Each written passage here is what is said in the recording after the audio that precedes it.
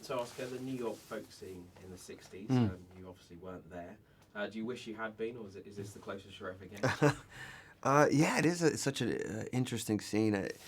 It's kind of funny. You know, I read this book called The Mayor of MacDougal Street, which some of the inspiration was for the Coens was from that book, that Dave Van Ronk memoirs, and you know, he talks about how crazy the scene was and how alive and energetic, these drum circles in Washington Square Park, and then he'll have this little paragraph where he had like a shitty trip to Chicago and then has to come back.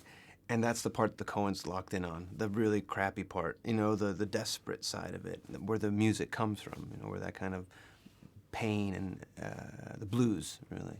Because it could have been a very different film, couldn't it? I mean, Yeah. everyone, like, happy and everyone like singing, and you know, Exactly. it wouldn't have been as good. No. Let's talk about the singing, because often in movies you see snippets of songs. You don't see full performances. This is a performance movie. I mean, is that one of the reasons you thought, yeah, I fancy this? Well, there's every reason why to fancy this movie, but that's definitely one of the more fascinating parts of it, which is how is it gonna sustain itself? You know, these 2-3 minute songs, and 5 of them.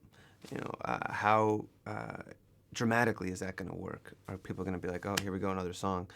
But the way that it comes off, it's a bit like a concert film.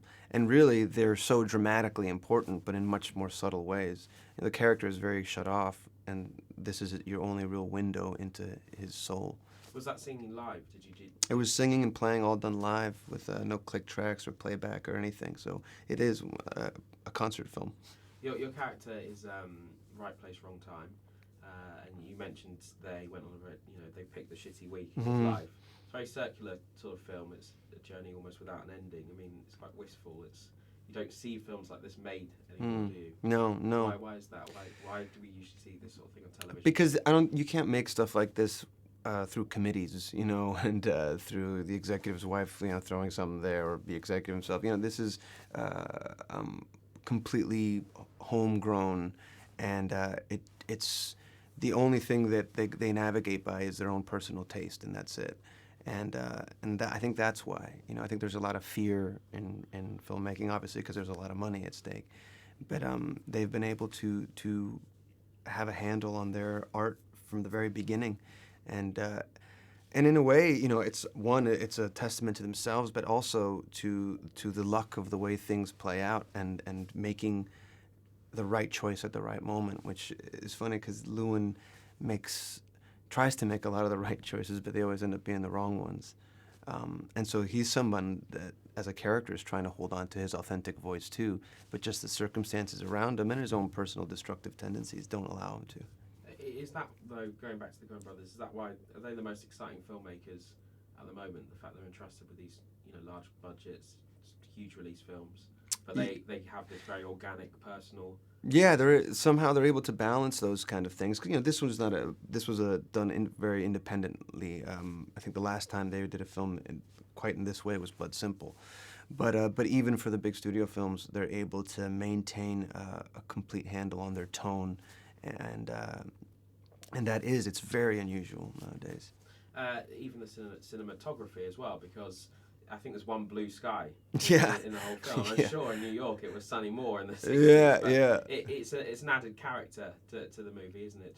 Just the look of it. Yeah, that kind of desaturated cold that you can feel in your bones. Bruno Debenel, he just did such an incredible job, and also it was shot on film, which is, I think, one of the last breaths of film that we'll see for a long time.